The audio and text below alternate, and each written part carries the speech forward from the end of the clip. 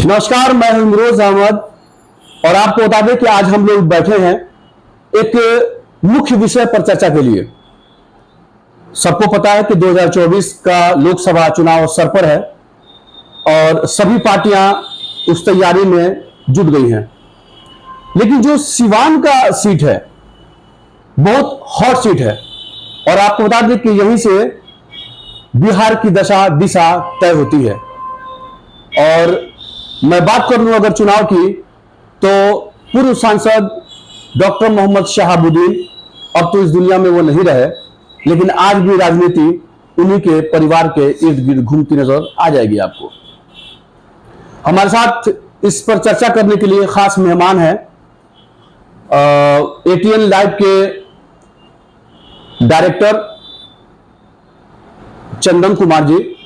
इनसे हम लोग बात करेंगे कि क्या कुछ चल रहा है 2024 से। हालांकि बहुत जानकार भी हैं और हमसे तो सीनियर हैं ही। तो चंदन जी, बहुत बहुत स्वागत है।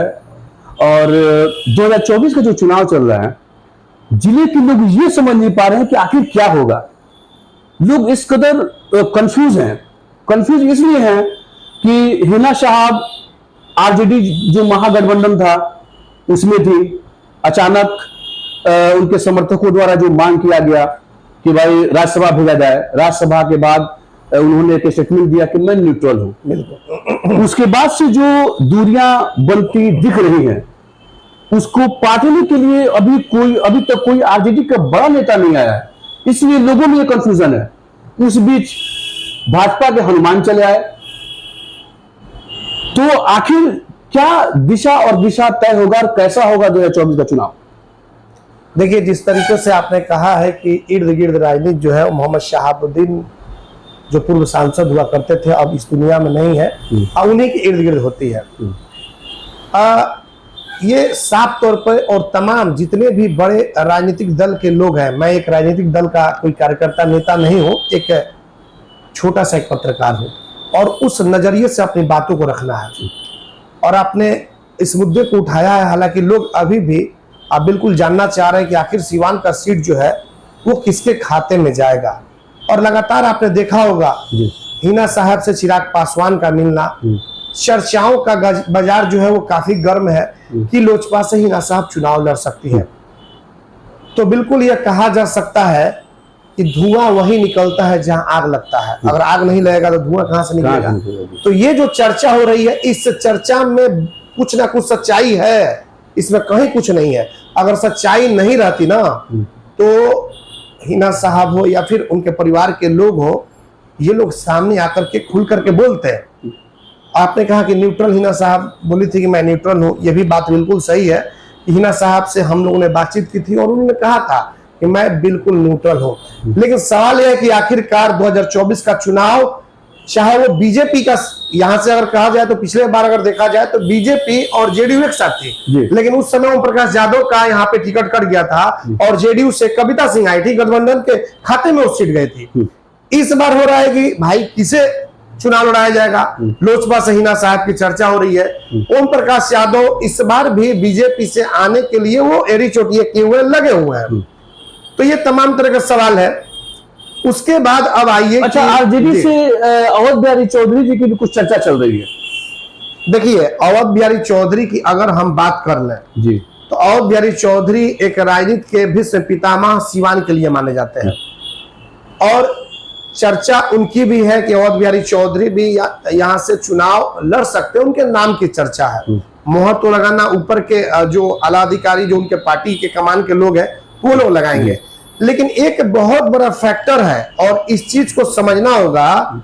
जो लोग अगर वो कह रहे हैं कि यहाँ से आखिर आरजेडी के खाते में जाएगी कि जेडीयू के खाते में रहेगी, तो आपको एक चीज हम बहुत समझ लीजिए कि हम आपको जो बताने जा रहे हैं, ये बहुत बड़ा एक चीज है जो हम आपको बताने जा रहे हैं कि कविता सिंह अभी जो जेडीयू की सांसद जो है, नीतीश कुमार जी के पास, अगर हम इसलिए कि देखिए जाति फैक्टर पे ही चुनाव होता है पूरे बिहार की अगर बात कर लें, जातिगत आधार पे चुनाव होता है। तो जो कविता सिंह सिवान की सांसद है, जेडीयू से है और नीतीश कुमार की काफी करीबी में है, राजपूत कोटे से महिला जो सांसद है वो सिर्फ एक सांसद कविता सिंह है। इस मायने में हमारा जो आकलन है उनका भी पल्ला भारी है। कविता सिंह का जो टिकट है वो सीटिंग भी है, वो नहीं कर सकता है सिवान से जी। लेकिन चर्चा चल रही है कि अवध बिहारी चौधरी आ सकते हैं। तो उस परिस्थिति में आएंगे जब आरजेडी अपना आरजेडी यहाँ पे जो पहले से जिस तरीके से सीट लेती आ रही है उस तरीके से लेगी, लेकिन आरजेडी की अगर बात आएगी तो हिना साहब की भी बात आएगी, फिर अवध बिहारी चौधरी की बात आएगी। लेकिन इधर जो लोजपा से जिस तरीके से इनका झुकाव हुआ है, नजदीकी बढ़ी हुई है, इसको लेकर के ये चर्चा चल रही है। लेकिन हमारा यह मानना है कि सिटिंग कैंडिडेट है कविता सिंह जी, और कविता सिंह जो सिटिंग कैंडिडेट है जेडीयू की, तो ये सीट हमें नहीं लग रहा है कि आरजेडी के खाते में जाएगा। देखिए बहुत बड़ा पॉइंट है, एक और बता दे रहा है, हम लोग लगातार काम करते हैं और क्राइम और पॉलिटिक्स इन दो चीजों पर हम विशेष तौर पर काम करते हैं। हमने ये अनुभव एक किया कि अगर सबसे पहला चीज है कि जब नीतीश कुमार जी के पास एक महिला सांसद राजपूत बिरादरी की है और ये जो सिवान का सीट है सीटिंग है, तो वो कैसे छोड़ देंगे। दूसरी बात यह है कि जिस तरीके से हिना साहब के परिवार से और तेजस्वी यादव से जिस तरीके से अनबन जो चल रही है, उसको लेकर के तेजस्वी यादव भी यहां पे गेम खेल सकते हैं और वो यहां तक ये कह सकते हैं कि देखिए नीतीश कुमार जी मानने के लिए तैयार नहीं है, इसलिए वो सीट जो है सिवान की सीट जो है ये जेडीयू के ही खाते में रहेगी और ये बहानाबाजी करके तेजस्वी यादव अपना पल्ला झाड़ सकते हैं और बोल सकते हैं कि हम क्या कर सकते हैं, नीतीश कुमार जी नहीं मान रहे हैं तो वो सीट वो कविता जी को जा रहा है। ये एक बहुत बड़ा मुद्दा है, ये बहुत बड़ा फैक्टर है, आपको बता दे रहे हैं। तो ये तमाम तरह के सवाल हैं। लेकिन आपने कहा कि हिना साहब को लेकर के तो हम लोग भी सुन रहे हैं कि लोजपा जा सकती हैं, लेकिन सवाल ये है कि कल तक जो लोजपा आज बीजेपी के साथ मानकर चलिए कि है, ये लगभग तय भी है कि वो जैसे कि मोदी जी से जाकर चिराग पासवान मिले, ये मानकर चला जाए। चाचा भतीजे की लड़ाई भी चल रही है, आपने देखा भी, और चिराग पासवान ने कह भी दिया कि हमारी माँ चुनाव लड़ेंगी आपको हाजीपुर से, जहां से रामविलास पासवान के भाई जो पशुपति पारस है वो चुनाव वहां पे सांसद है। तो यहाँ आपको कहा जा सकता है कि चिराग पासवान एक युवा है और वो भारी पड़ेंगे उसमें। अब देखिए बात यहाँ है कि आरएसएस जो बीजेपी और ये चिराग जी जो जुड़े हुए हैं, तो सवाल यह है कि क्या ये हिना साहब को पसंद करेंगे, या हिना साहब को वो आरएसएस का वोट जो कल तक मोहम्मद शहाबुद्दीन के खिलाफ हुआ करता था, वो वोट हिना साहब को डाइवर्ट करेगा अगर लोजपा से आ रही है। तो ये तमाम तरह की चीजें हैं जिस पर चर्चा चल रही है और ये अभी तक स्पष्ट नहीं हो पा रहा है। हालांकि बीजेपी के कुछ लोकल स्तर पर नेता है, वो उनसे हमारी जब बात होती है तो कैमरे के सामने तो नहीं, लेकिन ऐसे वो कहते हैं कि हाँ हिना साहब आएंगे तो जीत जाएंगे। तो देखिए सवाल ये है कि इसके पहले भी अगर चुनाव देखेंगे तो हिना साहब को बहुत सारे लोग कहें कि हाँ चुनाव जीत जाएंगे, लेकिन हाल क्या हुआ, 3 चुनाव हारते आ रही हैं। तो ये भी एक चीज है कि अगर वो लोजपा से आती हैं, नरेंद्र मोदी की लहर रहेगी, इस बात को हम मान सकते हैं। लेकिन क्या हिना साहब को वो वोट, जिस वोट के भरोसे हिना साहब आएंगी, वो मिलेगा? बीजेपी का जो वोट है, आरएसएस का जो वोट है, क्या वो वोट हिना साहब को जाएगा? ये एक बहुत बड़ा मुद्दा है। इसमें एक मुद्दा और है ये तो बहुत बड़ा सवाल वहां पे उन्होंने बताया, बहुत अच्छी बात बताई कि हिना साहब जो सोच के जा रही हैं लोजपा में, क्या वो लोग सकेंगे, क्या लोग इनको एक्सेप्ट करेंगे? हो सकता है कि पार्टी शीर्ष नेताओं ने ये तय कर लिया और नीचे नहीं तय हो पाया, तो फिर हार का सामना देखना पड़ेगा, ये कहने का मतलब। बिल्कुल। तो ये सच्चाई है, इसमें भी मंथन होना चाहिए। लेकिन जहां तक चूंकि हम लोग भी खबरों में बने रहते हैं, तो इसमें सबसे बड़ा सवाल यह है कि जब आरजेडी के साथ रही, आरजेडी के साथ एम और वाई समीकरण काफी मजबूती से देखने को मिला। चुनाव हुआ विधानसभा का, तो विधानसभा में जोर शोर से दोनों एम वाई समीकरण लगे रहे, और जैसे लोकसभा चुनाव आया उसमें एम वाई समीकरण में कहां कोई दिक्कत हो गया कि आखिर चुनाव हारना पड़ गया। ये भी अगला देखेगा ना जी, तो ये सोच करके अब और कुछ इंटरनल जो मामला चल रहा है, हालांकि इस पर बड़े नेताओं का अभी तक कोई बयान नहीं आया है, और हिना साहब ने भी ये कभी नहीं कहा कि हमने ऑलरेडी छोड़ दिया है। और इस बीच इस तरह की चर्चा, ये तमाम अभी भी सवाल खड़े हैं, और लोग जानना यह चाहते हैं कि आखिर सीवान का सांसद होगा कौन, आखिर हिना साहब किस पार्टी से लड़ेंगी, ये बहुत बड़ा मुद्दा है। तो हमको एक चीज और बताइए चंदन जी, हम कि जो लोग परेशान हैं, तो अभी भी जो मुस्लिम वोट है, मुस्लिम वोट क्या बीजेपी के हमेशा अगेंस्ट देता है? इनका एनडीए से जो गठबंधन है लोजपा का, क्या हिना साहब आ जाएंगी तो मुस्लिम वोट उनको देंगे? बाकी अदर जगह, चूंकि पूरे गठबंधन तो है, पूरे बिहार में देना पड़ेगा, पूरे बिहार में पकड़ है इनकी, पूरे बिहार के मुस्लिम है, तो क्या देंगे, क्या लगता है? देखिए इमरोज, आपको बता दें कि ये भी एक बहुत बड़ा ये फैक्टर है और रहेगा कि माइनॉरिटी जो वोट है वो बीजेपी के विरोध में ही रहा है, लगभग इसको हमेशा रहा है, मानकर चलिए हमेशा रहा है। लेकिन एक ये भी सच्चाई है कि आप उत्तर प्रदेश, हमारा पड़ोसी जो आप देख सकते हैं राज्य है, वहां पे माइनॉरिटी जो है वो जोगी जी की बात कर रहा है, ये देखने को मिल भी रहा है। तो ये हो सकता है क्योंकि मुस्लिम जो है वो अपने आप को ठगा महसूस कर रहे हैं, खास करके आपको बिहार में हम बता दें, एक तरफ ओवैसी आते हैं, मुस्लिमों की बात कहते हैं और तरह तरह का ये कई तरह की बातें करते हैं, लेकिन ओवैसी की जो पार्टी है AIMIM, वो सिर्फ एक कौम की पार्टी लोग कहते हैं, पॉलिटिकल जो लोग हैं लोग कहते हैं।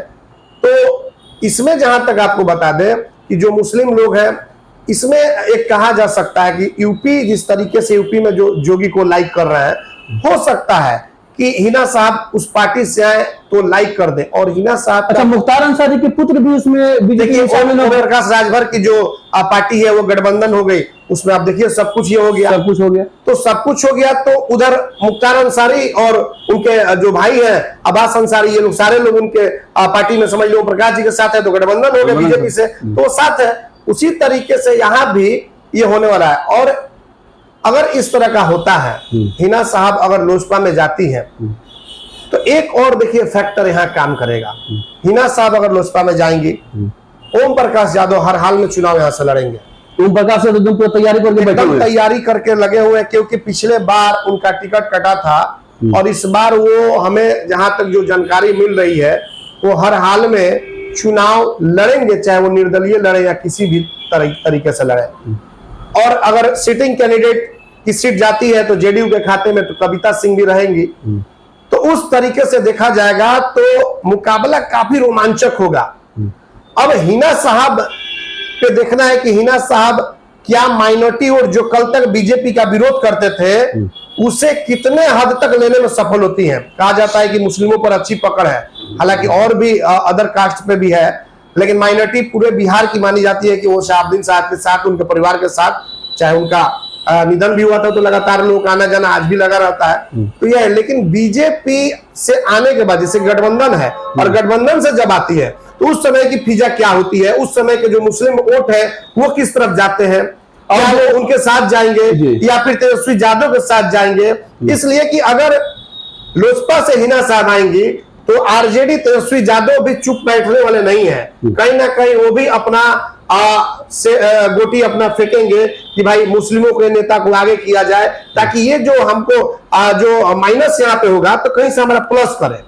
तो रियाजुल हक राजू को भी देखें आप कि आरजेडी के कमेटी में ले लिया गया, ये सब कुछ आप देख रहे हैं। एक चीज और आप देखिए कि राहुल गांधी जब मिल रहे हैं, उस फोटो को देखिएगा बहुत करीब से, राहुल गांधी की जिस दिन सदस्यता सामने आई है और बहाल हुई है, और लालू यादव से वो मिले हैं राहुल गांधी, तो आप देखिएगा तेजस्वी यादव के बगल में अगर कोई खड़ा है तो अब्दुल बारी सिद्दीकी खड़े हैं।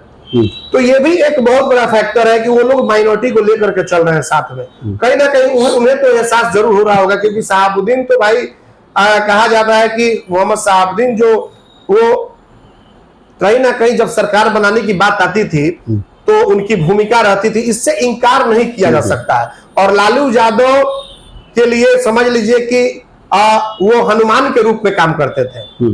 लालू यादव जो कहते थे वो करते थे, ये जो कहते थे लालू यादव करते थे। लेकिन आज तेजस्वी यादव भाई नए युवा है, ये थोड़ा सा दूसरे सिस्टम से काम करना चाहते हैं। दूरियां जो है चिराग पासवान के आने के बाद से हमें लग रहा है कि दूरियां और बढ़ गई हैं, और ये जहां तक जो जानकारी हमें मिल रही है, ये दूरियां अब शायद समाप्त नहीं होंगी। ये समाप्त नहीं होंगी। और इस समय पर हिना साहब को फैसला लेना होगा। और ये फैसला ऐसा नहीं है कि 2 महीने के बाद लीजिए, 4 महीने के बाद लीजिए, फिर आपके पास समय नहीं रहेगा। अप्रैल में चुनाव होगा और ये भी हो सकता है कि चुनाव लोकसभा और विधानसभा एक साथ भी हो जाए। आपके पास समय नहीं रहेगा। अभी अगस्त का महीना चल रहा है, आज से समझ लीजिए कि 5 महीने बच गए हैं 2023 के। 3 महीने पहले ये लग जाएगा और उसके बाद से मान लीजिए कि 1-2 महीना पहले आपको आचार संहिता आचार संहिता लागू हो जाएगी, चुनाव की घोषणा हो जाएगी, तो आपके पास समय कहां बचेगा। यानी खुल के इनको आ जाना चाहिए, खुल के आना चाहिए कि हमें क्या डिसीजन लेना है, क्योंकि कार्यकर्ता भी इधर उधर गए हुए हैं, इधर उधर फंसे हुए हैं। एक चीज और देखिए, आपको बता रहे हैं, हिना साहब अगर आती हैं और लोजपा से अगर आती हैं तो मान लीजिए कि मुस्लिम वोटों पे तो नजर रहेगी कि मुस्लिम वोटर जो है वो क्या कर रहे हैं। लेकिन एक और फैक्टर काम इसमें कर सकता है, आपको बता रहे हैं, रईस खान जो अभी जेल में है, भागलपुर सीवान जेल से भागलपुर जेल शिफ्ट किया गया है। और आपने देखा कि रईस खान जो है, खान ब्रदर्स के जो मझले भाई हैं, जब चुनाव लड़े थे वो एमएलसी का, तो आपने देखा होगा कि किस सिस्टम से चुनाव लड़े थे। किसी पार्टी का उन्हें साथ नहीं था, खुद वो अपने बदौलत पे कैंपेनिंग किए थे और दूसरे नंबर पे वो गए थे। बीजेपी चली गई थी तीसरे नंबर पे, फर्स्ट बार लड़े और दूसरे पहली बार चुनाव लड़े। देखिए तजुर्बा उतना नहीं था, लेकिन उसके बावजूद सेकंड पे रह गए, वो दूसरे नंबर पे आ गए। और तीसरे पे जो बीजेपी है वो तीसरे नंबर पे। यानी यह कि इस पे राजद विचार कर सकती है, राजद विचार के, देखिए राजद विचार करेगी या नहीं करेगी, लेकिन इतना जरूर हो सकता है कि सिवान में मुस्लिम वोट को तोड़ने के लिए रईस खान को अपने साथ ले सकती है आरजेडी, और उन पर दाव किसी दूसरे पर खेल सकती है, उनको आगे ला करके। और ये भी कह सकती है कि रईस जी आपको हम लोग पार्टी में रखेंगे और आपको कोई अच्छा पद देंगे। तो ये भी हो सकता है, इसमें कहीं इंकार नहीं किया जा सकता है, इसलिए कि वो भी अगला लगा हुआ है वो कि हम भी कहीं ना कहीं से। और बीच में आपने देखा भी तेज प्रताप यादव या फिर प्रभुनाथ यादव, कई लोगों से वो जाकर के लगातार मिल रहे हैं। इसके पहले उन्होंने स्टेटमेंट दिया था कि एमपी की तैयारी में जोर शोर से लड़ूंगा, बाहर जेल के बाहर थे, वो बोले भी थे। तो ये भी एक फैक्टर काम करेगा। अगर रईस खान आते हैं तो माइनॉरिटी का जो खेमा है वो कहां जाता है, कितना परसेंटेज हिना साहब को जाता है, कितना परसेंटेज रईस खान जी को जाता है। तो ये बहुत सारे, देखिए बहुत सारी चीजें जो अभी गर्त में छुपी हुई हैं। अब बीजेपी की बात है तो बीजेपी के लोग कितना मदद करेंगे कि नहीं करेंगे, ये भी बहुत तरह की सवाल है। ओम प्रकाश यादव आएंगे, फिर पुराने दिन को गिनाने लगेंगे, पैर हाथ जोड़ने लगेंगे, फिर वो कहेंगे कि ये हत्या हुई, वो हत्या हुई, 10 तरह की बातें होंगी। तो ओम प्रकाश यादव भी एक फैक्टर यहाँ पे काम करेंगे, अगर भाई जो उनको बीजेपी से नहीं उतारा गया तो। भाई तो ओम प्रकाश यादव तो अभी तो इनको फेवर में, हिना साहब के फेवर में स्टेटमेंट दे रहा है। यही तो राजनीति है ना, देखिए यही राजनीति है, यही राजनीति है कि अभी माजरा क्या है, पहले आप समझिए अंदर की बात क्या है, इसी को राजनीति कहते हैं। और ओम प्रकाश यादव बहुत मंझे हुए खिलाड़ी हैं, आपको हम बता दे रहे हैं। मोहम्मद शहाबुद्दीन साहब को यहां से हराना कोई छोटी मोटी बात थोड़ी है। ओम प्रकाश यादव मजे हुए खिलाड़ी हैं। वो हिना साहब और जिस तरीके से उन्होंने कहा कि ओसामा साहब को कि उनके पिता क्या थे ये हम नहीं जानते, लेकिन पुत्र वैसे थोड़े हो सकते हैं। और हिना साहब को भी लेकर उन्होंने कहा। देखिए यहाँ पे माजरा क्या है, इस चीज को भी समझने की जरूरत है, दर्शकों को समझने की चीज है, ये समझने की जरूरत है। ओम प्रकाश यादव हिना साहब का तारीफ इसलिए कर रहे हैं कि हम तारीफ अगर नहीं करेंगे तो मंगल पांडे को टिकट मिल सकता है बीजेपी से।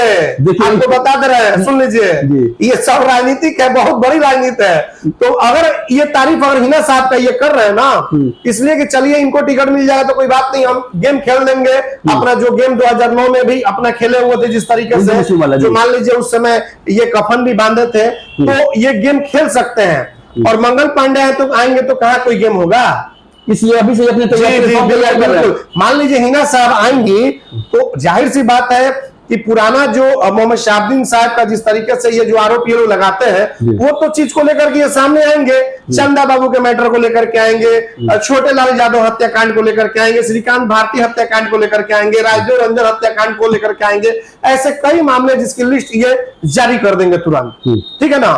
तो ये जो जारी करेंगे, मंगल पांडे अगर आएंगे तो उनपे तो सटीक बैठेगा नहीं बैठ पाएगा, कहां से कुछ कहेंगे।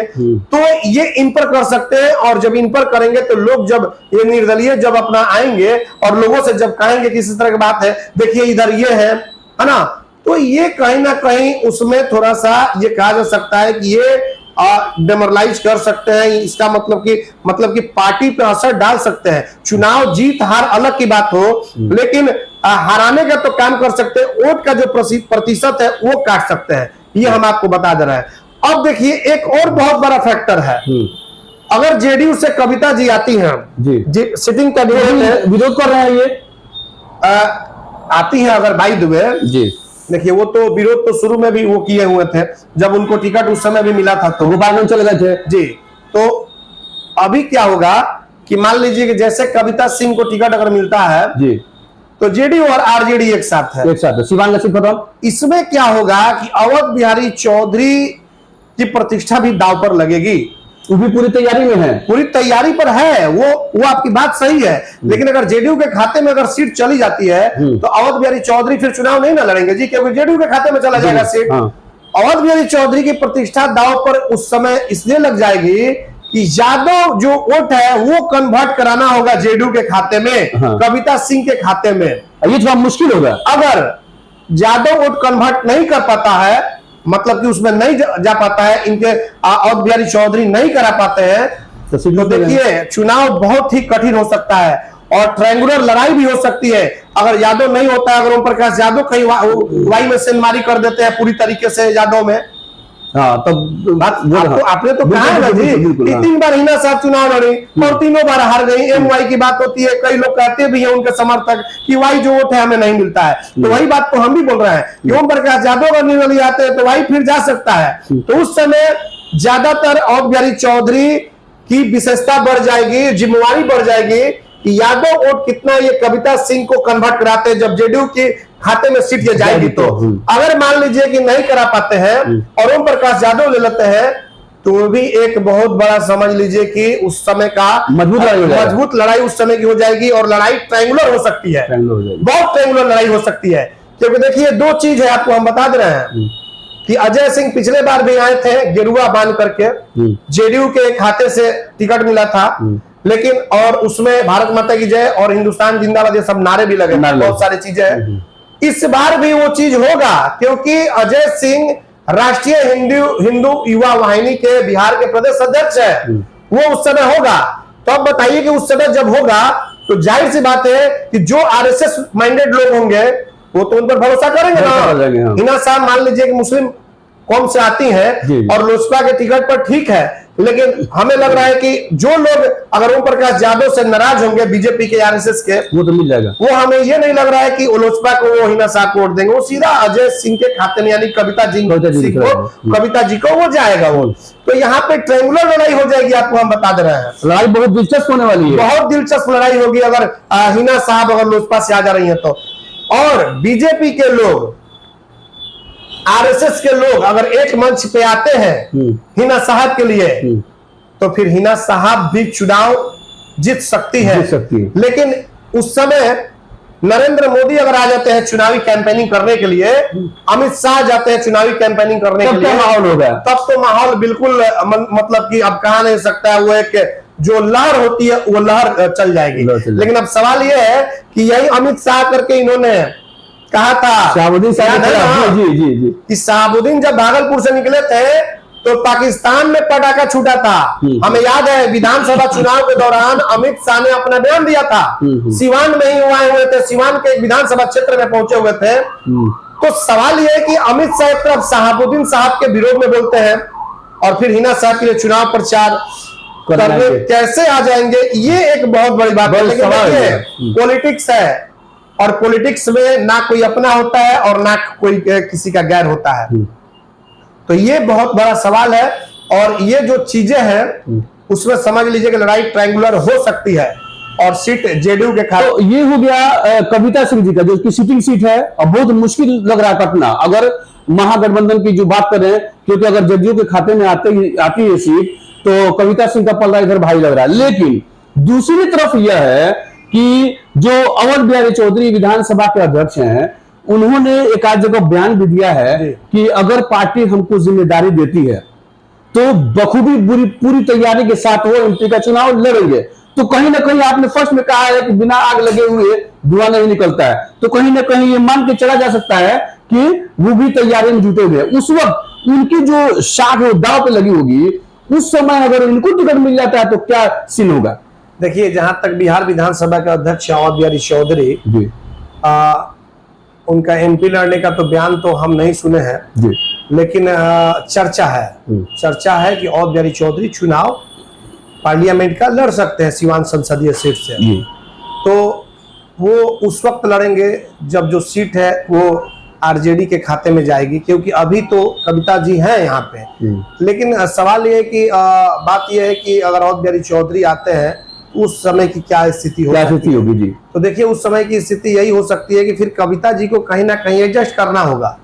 ये बहुत बड़ा सवाल है, आखिर कहाँ एडजस्ट होगी? एडजस्ट करना होगा, क्योंकि आप कहते हैं कि A to Z की, मान लीजिए कि वो भी पार्टी है, राजद भी कहता है, और नीतीश कुमार जी भी साथ में है, और आप देख सकते हैं कि आनंद मोहन को भी लाया गया है, आनंद मोहन को लगा दिया गया है। क्यों लगाया गया है? क्योंकि राजपूत बिरादरी पर उनकी अच्छी खासी पकड़ है आनंद मोहन जी की, तो इसलिए लाया गया है। तो फिर आप कैसे काट सकते हैं कविता जी का टिकट? और अगर कहीं सिवान से आप काट भी रहे हैं तो इनको कहीं ना कहीं आसपास में शिफ्ट करना होगा, इसलिए कि सिटिंग कैंडिडेट है।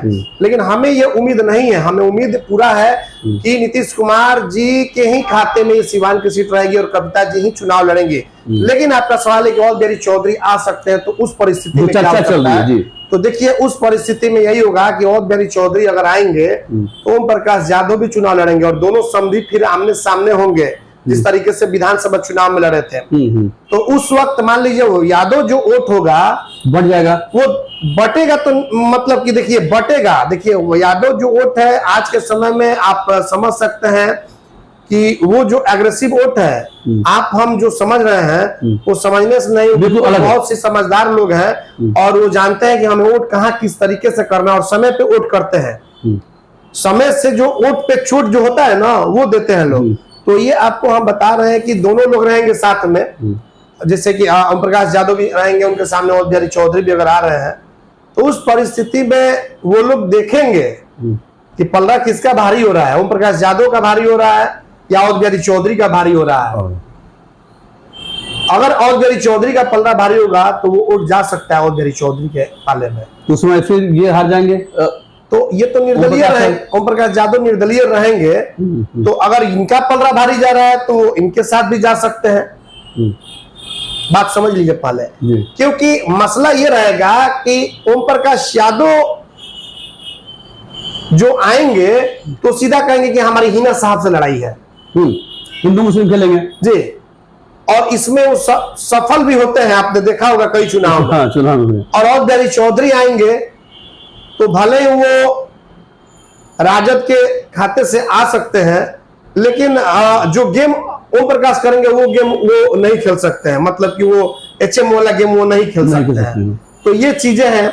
लेकिन एक बहुत बड़ी बात होगी कि हिना साहब और अवध बिहारी चौधरी भी आमने सामने ये जब होंगे तो लड़ाई काफी दिलचस्प होगी, और उस समय भी कहना मुश्किल होगा कि आखिर इसमें से बाजी कौन मार सकता है। अगर वोट दोनों तरफ डाइवर्ट होता है या ओम प्रकाश यादव को भी यादव जो वोट है वहां चला जाता है और अवध बिहारी चौधरी को भी चला जाता है, क्या बनेगी? तब तो परिस्थिति हिना साहब को कोई रोक ही नहीं सकता। यहाँ से आपको बता रहे हैं किसी भी हाल में हिना साहब यहाँ से चुनाव जीत जाएंगी। ये एकदम ये आप मान कर चलिए, हिना साहब चुनाव उस समय जीत सकते हैं क्योंकि यादव जो वोट होगा वो डाइवर्ट हो जाएगा दोनों तरफ। लेकिन हम आपको फिर से बता रहे हैं कि यादव जो वोट है वो एग्रेसिव वोट होता है और वॉच करेगा कि किसका पलड़ा भारी है और तब उसके साथ जाएगा।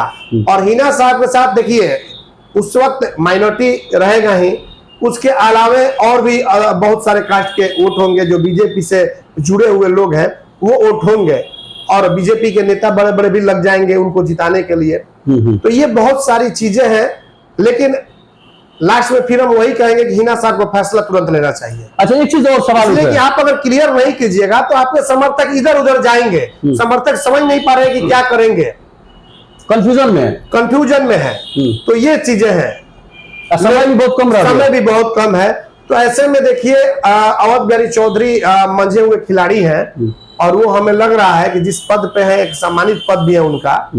तो दूसरी तरफ ये कविता जी मान लीजिए कि सिटिंग सीट। ये सिटिंग सीट है उनकी।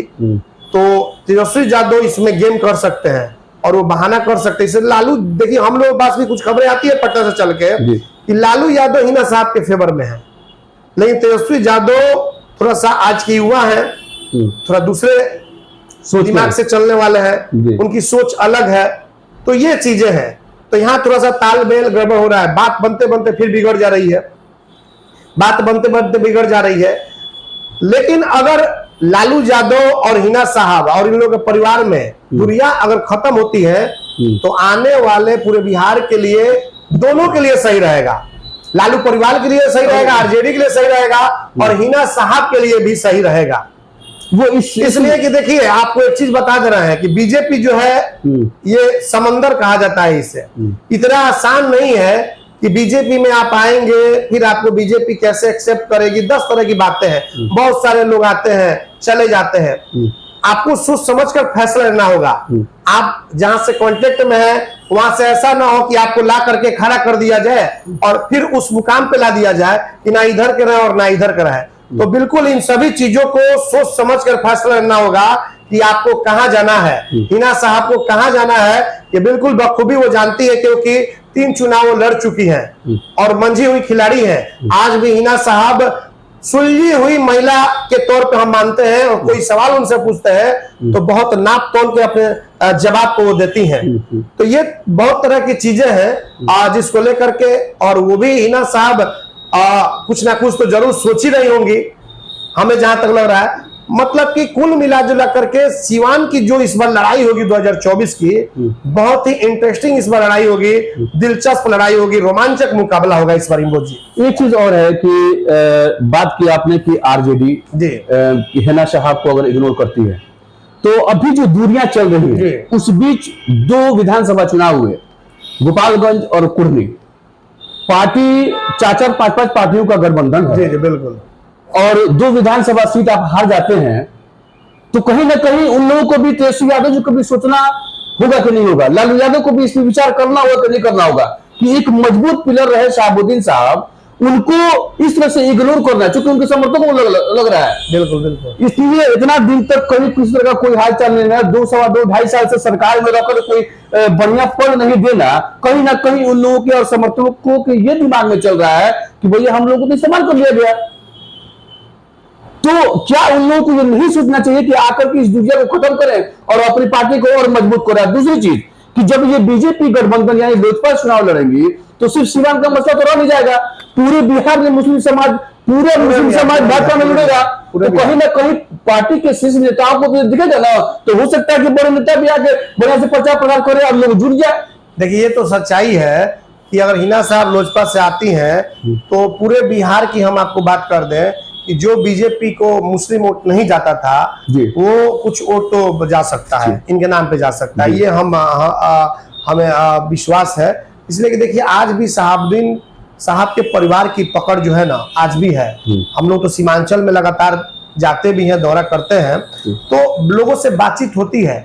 अगर ओवैसी की बात हो और मोहम्मद शहाबुद्दीन परिवार की बात हो तो वहां पर शहाबुद्दीन साहब की लोग तारीफ करते हैं, उनके परिवार के लोग की तारीफ करते हैं, उनके कार्यकर्ता, उनके समर्थक आज भी हैं। तो अगर लोजपा से आएंगी तो जाहिर सी बात है कि लोजपा से अगर आती हैं और लोजपा से अगर कोई भी, पूरे बिहार की अगर बात कर ले, लोजपा से या बीजेपी से गठबंधन से कोई कैंडिडेट होता है और उस समय जब उनको लगेगा कि भाई सिवान से हिना साहब को दिया गया है माइनॉरिटी को, तो माइनॉरिटी एकदम मानकर चलिए कि कुछ परसेंटेज तो चला जाएगा जो नहीं जाता था। ये एक है। तो उस समय कहीं ना कहीं ये आरजेडी को एक बड़ा नुकसान, बीजेपी को फायदा होगा, बीजेपी को बेनिफिट होगा उस समय।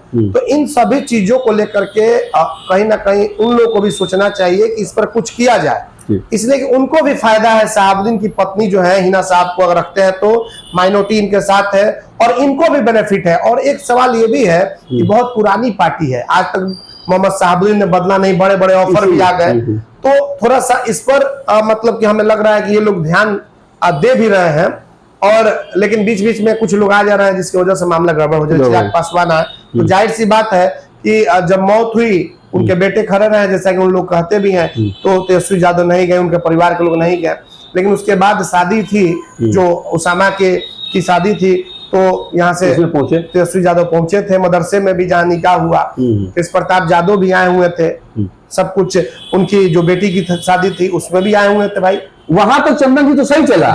उसके बाद जो राज्यसभा वाला जो डिमांड हुई, उसके बाद जो इन लोगों को नहीं माना गया मांग, उसके बाद जो मामले खराब हो गया है, उसमें कहा भी एक सवाल है, वो कहाँ चीजें हैं। हम लोगों से पटना में कई लोगों से बातचीत होती है जी, वो लोग, उन लोगों का कहना है कि सिर्फ फेसबुक पे लिख देने से और ये सोशल साइट्स पे लिख देने से नहीं ना होता है। अगर हमको अपने हक की लड़ाई लड़नी है तो अपनी बातों को कहना चाहिए ना, वहां पे मिलना चाहिए, जाना चाहिए, कहना चाहिए। तो ये बात वहां नहीं है। और मान लीजिए कि जो मीडिएटर है, जो वहां पे मामले को पहुंचा रहे हैं, वो किस तरीके से रख रहे हैं। शहाबुद्दीन नाम कोई छोटा नाम थोड़े ही है, पूरे वर्ल्ड में फेमस नाम है ये। तो उनके परिवार से आप लोग हैं, इसमें बताने की क्या जरूरत है। तो वहां भी तो उन लोगों को लग रहा है कि भाई इस परिवार को हम लोग कैसे इग्नोर करें, इग्नोर करेंगे तो नुकसान हो सकता है, असमंजस में। लेकिन अपनी बातों को तो, हक की लड़ाई जो लड़नी है, अपनी बातों को तो रखना होगा ना। और हमें देखिए, जहां तक लग रहा है कि दोनों लोगों में कुछ विशेष नहीं, मिसअंडरस्टैंडिंग की ये लड़ाई है। ये थोड़ी सी लड़ाई है, हम बड़े और हम बड़े वाली लड़ाई है, बाकी कुछ नहीं है। लेकिन अब इसमें सवाल ये है कि इनका डिसीजन क्या होता है। क्या ये लोजपा में जाती है, क्या लालू यादव मनाने में सफल हो जाएंगे, ये जो तमाम चीजें हैं उस पर अब देखना होगा। और अगर हिना साहब आरजेडी से आती है, आरजेडी से अगर हिना साहब आती है, तो एक चीज आपको हम बता दे रहे हैं कि उस समय भी, जहां तक मुझे जानकारी है, चाहे जिस दल से हो, चाहे जैसे हो, कविता सिंह चुनाव सीवान सीट से ही लड़ेंगे और ओम प्रकाश यादव भी सीवान सीट से ही चुनाव। काफी मामला फिर दिलचस्प हो जाएगा। बिल्कुल दिलचस्प हो जाएगा, लेकिन फैक्टर वही होगा जो चलते आ रहा है। ये भी आपको आज बता दे रहा है, हिंदू मुस्लिम होना है इसमें किंतु परंतु वाली बात नहीं है। ये हम लोग 3 बार से देखते आ रहे हैं। 2009 के चुनाव को देखें, 2014 के चुनाव के देखें और 2019 के भी चुनाव को हम लोगों ने काफी नजदीक से देखा है और 24 भी देखेंगे। तो ये भी एक फैक्टर होगा, आपको बता रहे हैं। लेकिन फिर हम जिस तरीके से जो हमें सूचना मिल रही है कि यहाँ पे सिटिंग कैंडिडेट है कविता जी, और कविता जी को ही सीट यहाँ पे जाएगा, कविता जी ही जेडीयू से लड़ेंगे। अब हिना साहब कहां से कैसे आएंगे, ये अब उनके ऊपर डिपेंड करता है कि फैसला वो कब और क्या कैसे लेती है। तो देखा आपने कि जो हम लोगों ने चर्चा किया, जो सीवान का सीट है, हॉट सीट है, यहाँ से बिहार की राजनीति दशा और दिशा तय होती है। तमाम उस मुद्दे पे जो लोग जहां असमंजस है, जहां कंफ्यूजन है और किस तरह का चुनाव होने वाला है, क्या हिंदू मुसलमान पे चुनाव होगा या विकास के रास्ते पे चुनाव लड़ा जाएगा, हिना साहब की क्या कंडीशन होगी और यहाँ पे जो कविता सिंह है उनकी क्या कंडीशन होगी, आजकल जो नए नए तारीफ कर रहे हैं ओम प्रकाश यादव, उनकी क्या स्थिति होगी, और जो हमारे विधानसभा के अध्यक्ष है वो अगर चुनाव लड़ते हैं तो क्या स्थिति होगी।